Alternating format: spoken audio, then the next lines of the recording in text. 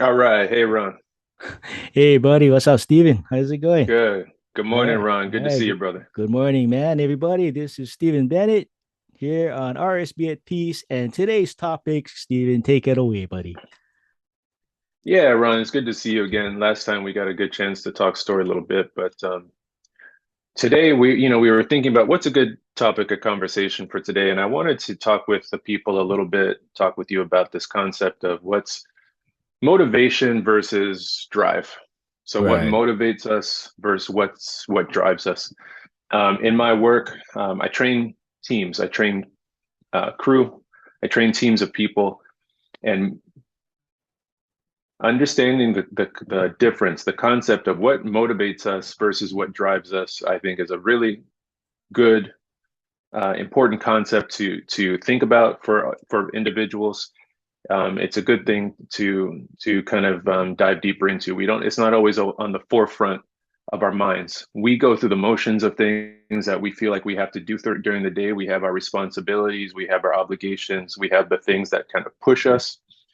Um, and I think it's a really healthy exercise to take a moment and think about, if I were to separate all of those things and dive deep, what are the things that really get me out of bed in the morning and that are in alignment with who I am as an individual and what I really believe in, versus what are those things that I know that I do because they are important to me in my life, right? So they're both important. No one is bad or good, but it's good to know I have control and understand the difference between the two, right? So there's some things I'm motivated to do and some things that I'm driven to do as a person. I would be doing them if I didn't have to do them for work.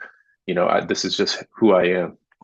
So the way I usually explain it is the concept of what motivates us. The motivation is usually that dangling carrot, right? So I don't know if you know the metaphor. You have a turtle. He's walking slowly. If you just put a stick on his back over his head and you dangle a carrot on a string, that turtle is going to walk towards that carrot, but the carrot keeps going. He never catches the carrot, right? Right. Sounds like a Bugs Bunny cartoon. Yeah, I mean that's the dangling carrot, right? So we all have a dangling carrot in our life. It kind of is the thing that if something motivates you, it's usually a reward that you're trying to get. It's something I want. I'm motivated to get this reward. Or I'm afraid of the consequence if I don't do something. So yeah, a motivation is usually I'm going for something I want, or so I'm going to do this because I'm going to get something I want, or I'm going to do it because I'm afraid I'm going to have a consequence if I don't do it, right? So these are the motivations, right? So motivation is, hey, I want to pay my phone bill. So I'm going to get up and go to work because if I show up to work and give my time and do these tasks, I'm going to get a paycheck. And that paycheck's going to let me pay my phone bill, or it's going to let me pay my electric bill, or it's going to let me pay my rent. And I want to be, I want to do these things. So I'm motivated to go to work. Right. Um, I'm motivated to get what I want. So another example is I don't want a consequence. I don't want something bad to happen. So, for example, on the street, we have all these lines painted on the street. There's nothing stopping your car from going over from one lane to the other except these lines on the street. It's not a wall, it's just a line. And there's these numbers painted on the signs that tells you the speed I got to go. There's nothing making me go that speed other than I know if I don't do it, there's a chance that a policeman's going to see me and I'm going to get a ticket that's going to make me pay a lot of money, or my car insurance is going to go up, or they're going to take my license away, right? I'm afraid of a consequence, right? Right. Right. So these are motivators. Either something you're going to get something you want, or you're afraid of a consequence. And those things are that's just a reality of it. We do a lot of things because we're motivated to do it. Or like you say, hey, I got a wedding coming up in a few months and I want to look good in my tuxedo, or I want to look good in my wedding dress, right? Or whatever. So you say, Mhm. hey, I want to lose 10 pounds so I look good. That's a motivator. It's a kind of a one-time thing. I want to get there for this purpose because I want that. Right. Right. These are motivators. Drive is something a little bit different. So if I'm driven to do something, it means that it's something in me, in my core, in my center, and who I am as a person. When I get up in the morning, I'm going to do these things because this is how I want to spend my time alive on this earth. Doesn't matter if I'm getting paid for it or not. Hmm. This is something that's a part of my personal values, who I am, my identity, my sense of purpose, the way I want to spend my time on the planet. So that's usually something like, hey, I'm driven to, well, we can use those same examples, like on the street. If I'm driving, hey, maybe I know someone who was lost in a tragic traffic accident. Right, right. Yeah, right. I know that feeling of loss and sadness. So I'm driven. I'm going to follow the laws, whether I think a cop is watching me or not, because I want to try to make sure no one else gets hurt or loses their life. So I'm driven to drive carefully or follow the traffic laws. Or with the concept of losing weight. Hey, I want to look good for my wedding. Sure, great. But really, I just want to make sure that I'm living a healthy lifestyle overall because I want to make sure that I live as long a life as I can because I want to be here for my daughter. I know I Right. got my child here and I think about how I want to watch her grow up and be there for her. So I think about what I eat every day because I'm driven to want to be here for her. I don't want to leave this earth early. I've had family who's left the earth prematurely because of health issues, right? And Right, I wish right. they were still here. I know they wish they were still here with me. So I'm going to think about eating healthy, not because I'm motivated for one short-term thing, but because this is a part of who I am and how I want to live my life, right? Right, right. So these are maybe, I think, not really deep concept. It can be a deep concept, but I think it's a pretty simple, it can range from something simple to something deep. But I think it's a good exercise to go through and start to think about what do we do in our lives that's our motivators. If you take the carrot away, would I still do this thing? Would I still go to this job if I took the carrot away? Maybe, maybe not. Most of us, we go to work because we need to, right? And Right, that's not a right. bad thing. Right. I know for me, um, most of the jobs I had, I wanted the money.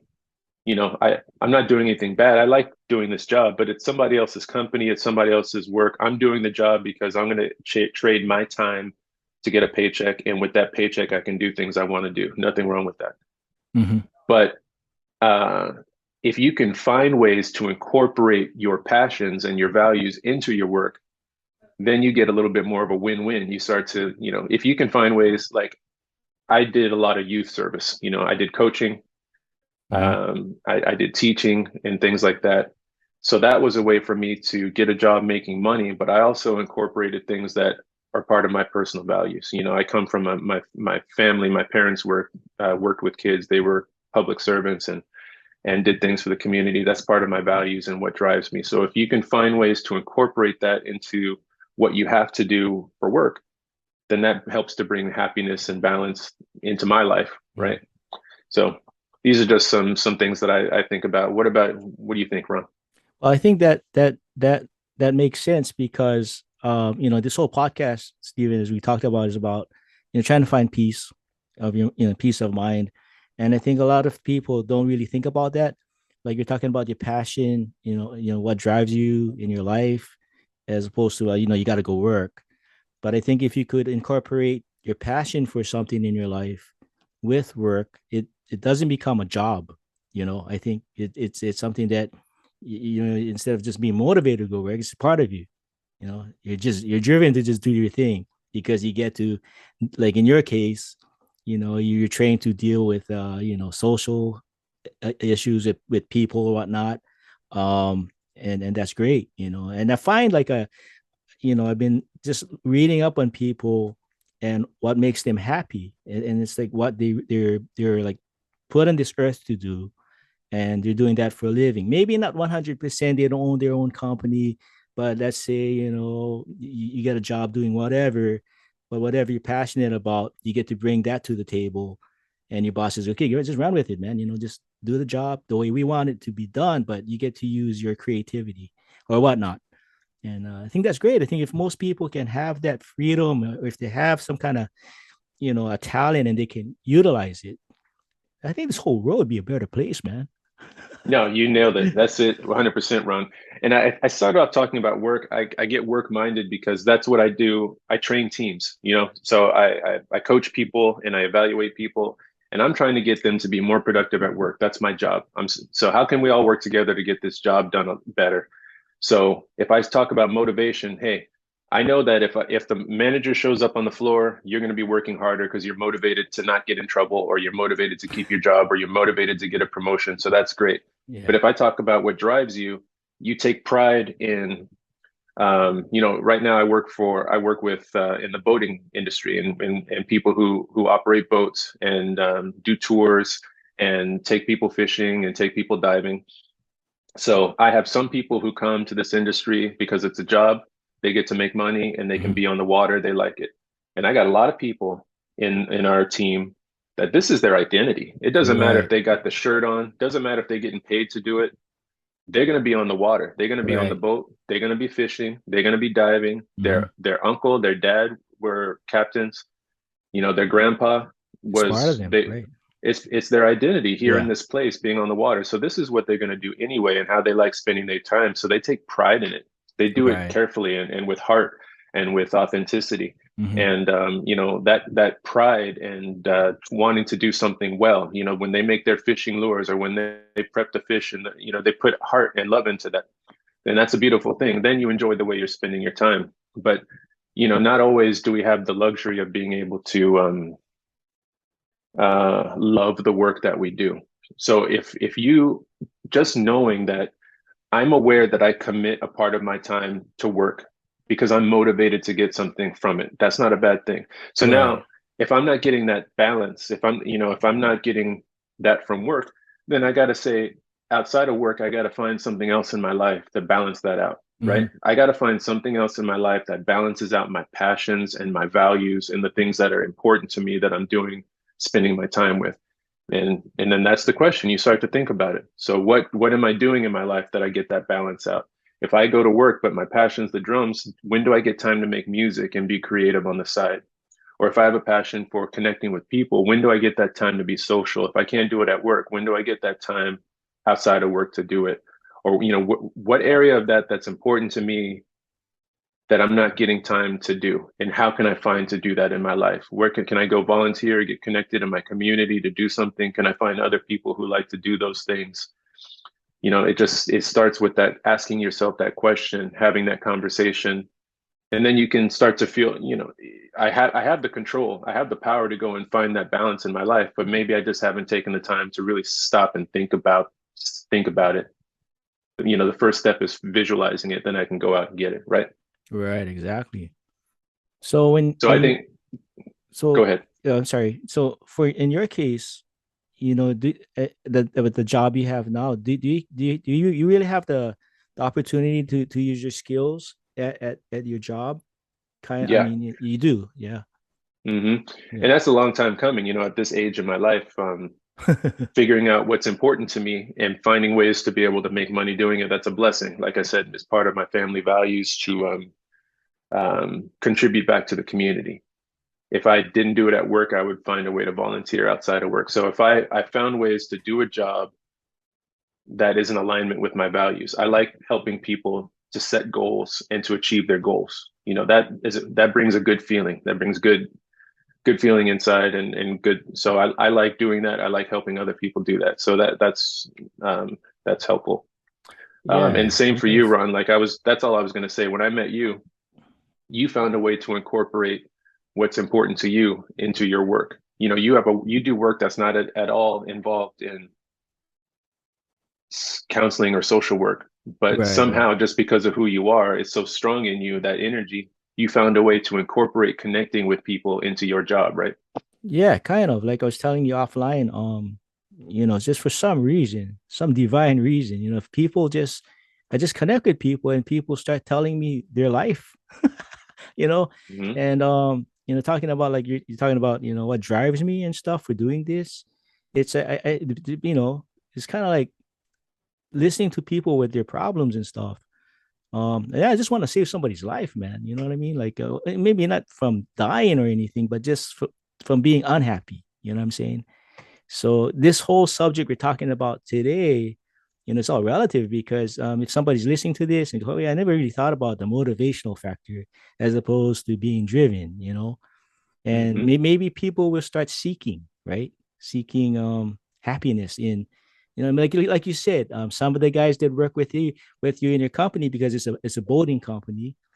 Some people, hey, Stephen, I need a job, and I'm gonna learn it. Oh, okay, this is the boat, this is the aft, this is the fore, this is the bow, this is the port Mm-hmm. left, starboard right, or whatever. And they don't know that, Mm-hmm. but they learn it because they gotta make money. As opposed Mm-hmm. to Mm-hmm. some brother or sister that they're surfers, 80% of their life they're looking for the ocean, and Mm-hmm. it's in their heart, and they just love it. You know what I mean? So I, Mm-hmm. I imagine those people who just they love the water, they go to work. It's like, even if you said, "Hey, man, I'll just give you a sandwich to just do this," they'll show up, Mm-hmm. right? Mm-hmm. And yeah, as opposed to, like you were saying, just being motivated to get a paycheck or whatever.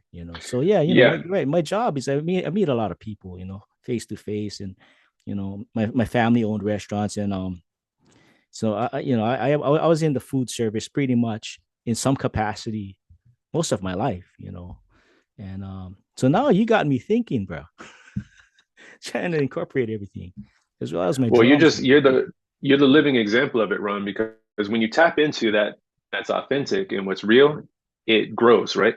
Yeah, So because you were tapping into that at work, you and me got connected. yeah, Because I, absolutely. I would yeah, I would see you every day at work, I and know, right? you're doing your job, and Yeah, you're providing a service, but because you had that authenticity of what you're trying to do, you said, "Hey, I like to talk story with people. I got this podcast. I'm trying to just spread positivity. I'm trying to uplift people's lives." And we started talking about it, and then look yeah. what comes from it. Right. That kind of thing ripples forward. Yeah, I just want to add to what you just said, whatever you want to call it, divine or whatever. And what Steven just said was just true. I mean, I work at this place and I sell poke, and he comes in like every other day, and hey, Steven, what's up, man? And I just mentioned to Steven, hey, Steven, man, I got a podcast. You want to come on? And I had no idea, folks, absolutely zero, no idea that brother Steven has a degree or several degrees in psychology. I was like, holy man, I hit the jackpot with this brother. He's got some stuff to talk about. And man, it was just awesome, man. It was like a chance meeting, or a meeting that was supposed to happen. Yeah, I really believe we all want a sense of purpose. We all want to feel like we're spending our time in good ways. You don't want to look back and just feel like you wasted your time. And that's what gets a lot of us frustrated with work and whatever. But the more we can tap into what's authentic to us and do Mhm. things that bring us satisfaction, the I the hope is that that just brings us more happiness, right? So talking to people, great. If that bring connection is usually a positive thing. Um, just spending some time thinking about what your personal values are. Mhm. Usually motivations come from the world. We get motivations from society. I get motivated to look a certain way because I want to impress people because this is what I see on the magazines or the Right, right. TV. We get motivated to do things because we're trying to keep up with what we think the world is, how we're supposed to be to show the world. Yeah. Or we, again, because we want to avoid something bad, like I'm going to do this because I don't want the bad consequences if I don't do it. But Mhm. the more we can tap into this thought of sense of place and identity, you're Maui born and raised, you're from this place. I came here going on 18 years ago. I'm from Los Angeles. I love Los Angeles. Great city, very big city, lots of different people, lots of diversity, lots of different food, lots of different Right. cultures. We're by the ocean. I love Los California. It's a great place to be from, but it's also very materialistic. It's the home of Hollywood. Yeah. Yeah. You got the big ballers and the stars, and there's a lot of people trying to. If you don't have money, the first thing you do when you get money is I'm going to show people that I have money because I'm going to get a Right. car or I'm going to Yeah. get some nice clothes. I'm going to show people that I've uh, got some money. And that's, again, that's fine because you want to improve the quality of your life. But what I loved when I came to Hawaii, when I had a friend bring me to Hawaii, the Hawaiian values are much more based in, it's much more important to be pono, mhm. right? It's just much more important you don't want shame of doing something that you feel that's not Pono. It's much more important to be right in the heart and right in your community. Yeah. So Yeah. Right. Exactly. that brought a lot of balance to me when I moved here. Picking up those values is really important. So tapping into things that make you remember your identity and your sense of place and your place in with the connection with the land. this land is beautiful, this water is beautiful, this place is beautiful. Someone protected this land that came before us so that we could enjoy it. I want to be a part of connecting to this land and contributing back and Malama this land to enjoy now and for the people that come after us. I want to be a part of that. With the community, connecting with the Kapuna, or um, being a part of whatever way you can connect. I have a sense of identity to this place, and I feel good because I am contributing in my little way. I'm one person, and I have the power to do as much as one person can do, and I feel good about doing that in whatever way. And I start to think about that and how I can do that. That's awesome, bro. So, with your job, yeah, when you see somebody like unhappy, Steven, do you like approach them? Like, because I know you now and what kind of guy you are. Like, would you like approach an employee and go, "Hey, man, how come you don't look too happy here?" Like, kind of maybe motivate them or something. I'm a pretty direct person.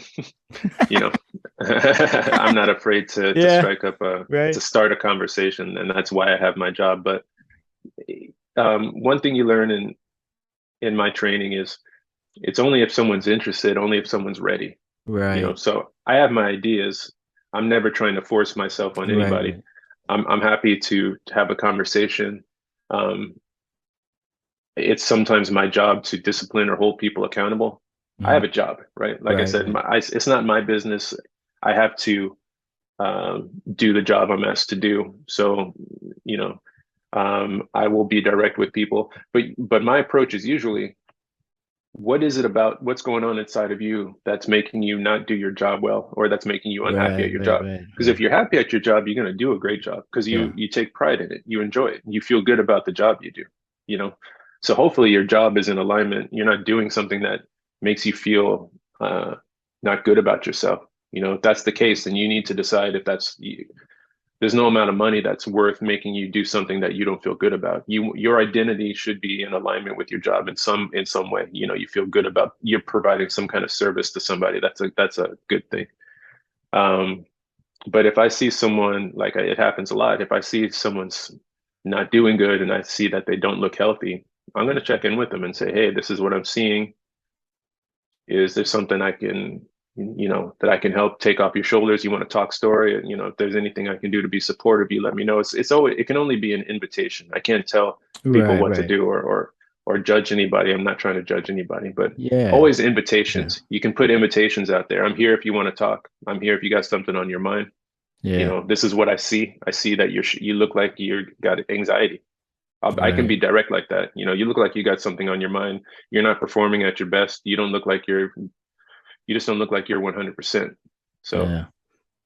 But I think a lot of companies could benefit, profit from having this kind of like maybe like a model in their business structure or whatever where it's like you said, like if an employee needs to talk, I mean, you're not gonna like preach to them or whatever, but it's like, hey, our company, whatever it is, if you guys are feeling down or whatever, we love you, man. You guys been here for a long time, and you can talk to Steven or whoever, make some time, over lunch or whatever, because you kind of value the human being at your company, number one, and you're making them feel like a human being. You know what I mean? Instead of just I know Jimmy, man, he's a crack addict. No, man, you need to get rid of him.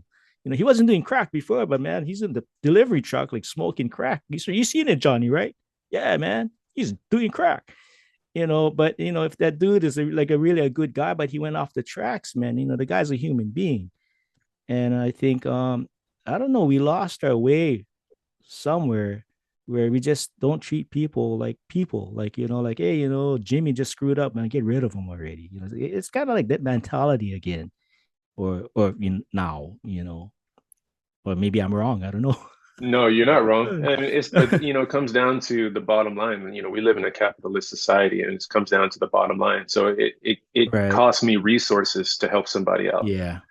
And most of the time, especially working with people who have dealt with big challenges, I mean, all of us need consequences most of the time to open our eyes.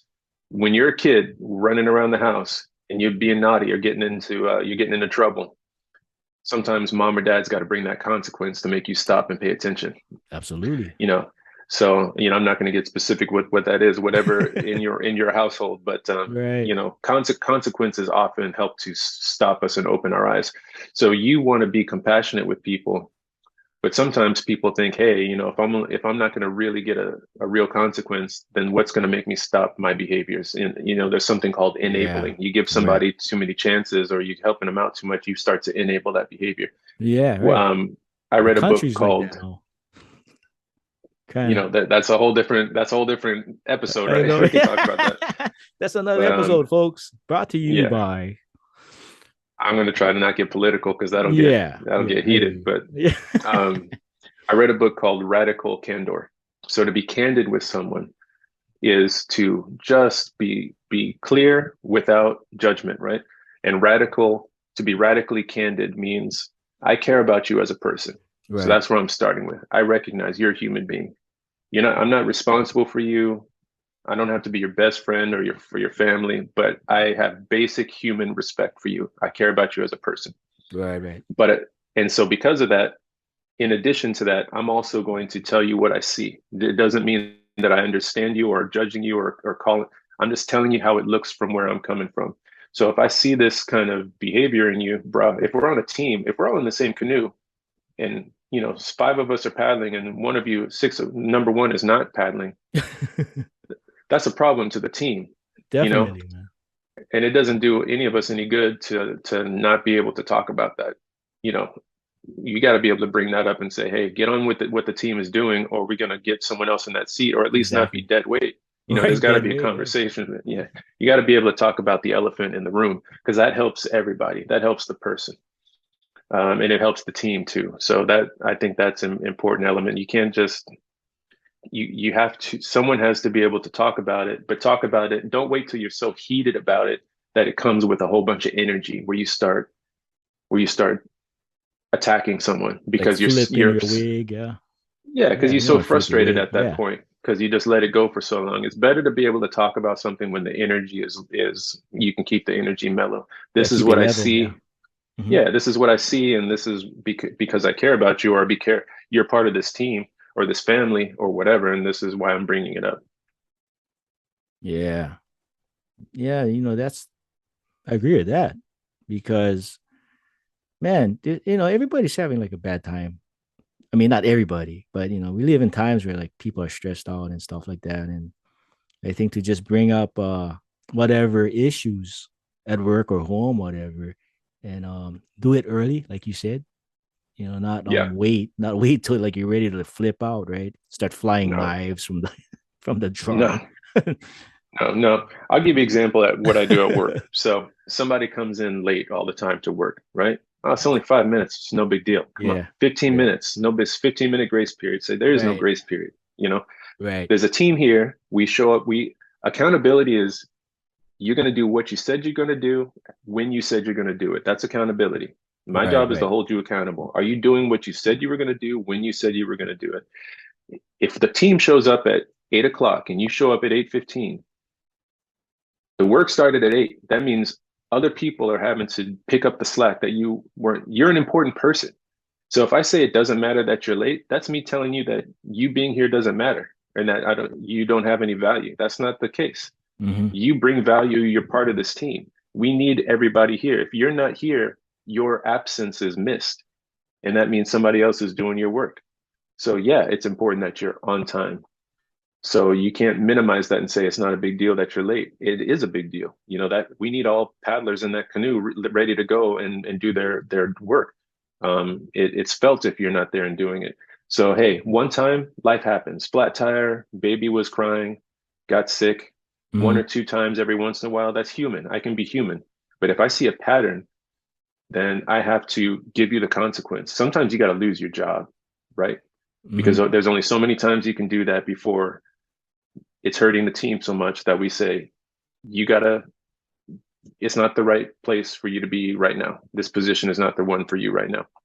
And this person can say, hey, I'm excellent at this. I'm the strongest swimmer on the team. I'm the best fisherman. I'm the big wave guy. I know how to handle this.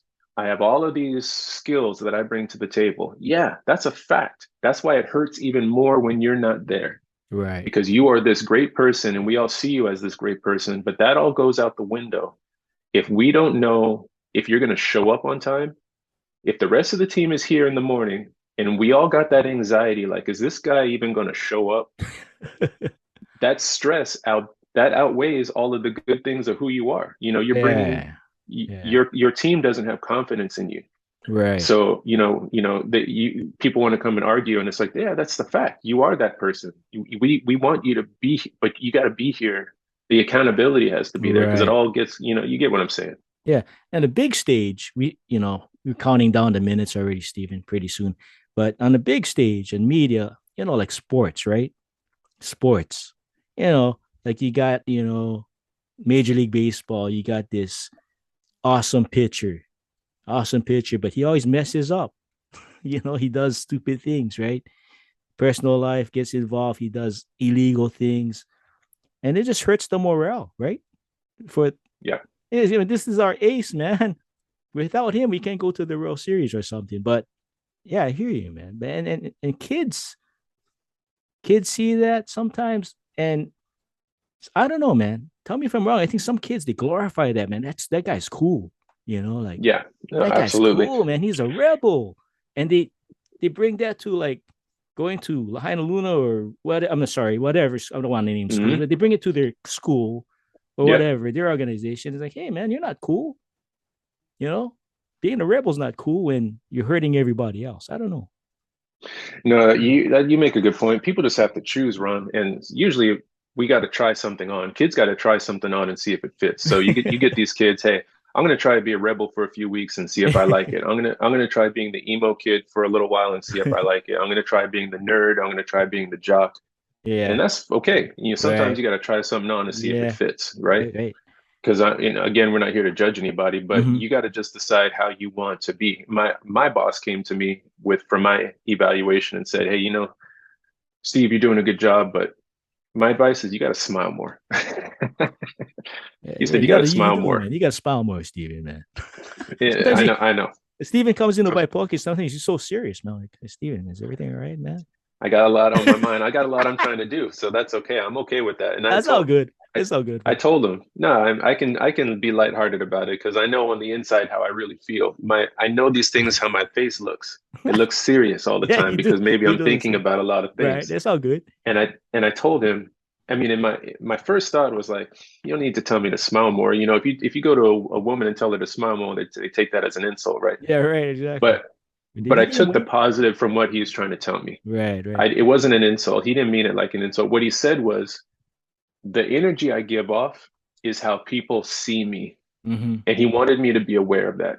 So I could have taken that as an insult and I could have Yeah. said, whatever, what do you know about me?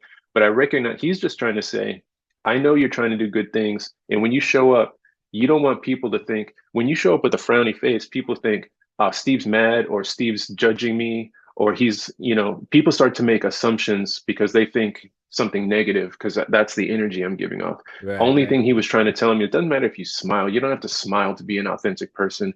He was just saying, be aware of the energy you're giving off when you show up in a room, because that's the way other people see you.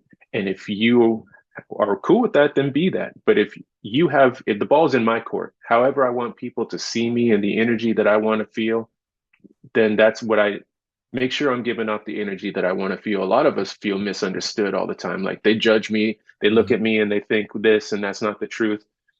Well, be aware that you can give off whatever energy you want to give. Right. You have control over that. It's not about my clothes. It's not about my haircut. Mm-hmm. I have control over the energy that I give off. And whatever I want to be, then give that off. And you're more likely to be seen the way you want to be seen. Yeah. That's a power. It's all about knowing that I have power and not feeling like I don't have power in my life. So we can give off the energy we want to give and put effort into that and that's important. So that's the message I took from that. Not just, it's not about the smile, it's just knowing, like you said, I come into your work and you think I'm being hella serious, but I'm probably thinking about Yeah. Yeah, Probably thinking about something light, but I got to be yeah, aware of the energy I'm putting out there. yeah. You come in sometimes and look at, hey, Steven, this is Steven. Yeah, it's going around. Everything good? Thursday, Saturday, let me know. Steven, you all right, man? All right. So, what do you want? 1 pound of what? It's all good. Hey, Steven, we're counting down. So I'm gonna kind of like cut it off in about 30 seconds. So just to wrap up, folks, Stephen Bennett, we're talking about motivation, right? Yeah, motivation versus what drives you. When And what people drives start to you. think about your life and what are the things in your life that really uh, are important to you, and just spend some time thinking about that. Yeah, you and all you local brothers, especially, yeah, think about it. You guys aren't, you guys are intelligent brothers, man. So maybe you can incorporate what you love, like Stephen saying, maybe like fishing. Try find something that'll make your passion that can bring you income or something. I don't know, with your job. And so it's not just the job, you say, hey, I'm gonna go to work. I'm happy or whatever. So yeah, so I'm gonna cut it off then, Steven. Then maybe you can do this again, right? Talk Yeah, about of whatever. course. Okay, Yeah, of thanks a course. lot, bro. Yeah. And I'm Ransom Brown here with Stephen Bennett here. I don't know what episode this. I think it's number 6. So yeah, I'll see you around, Steven. You take care. Take care of the baby, the wife and kids, and the home. You got a whole lot of day left on Sunday, man. So have a good one, bro. Yeah, same to you, Ron. Thank you. Okay, thanks, man. Shoots.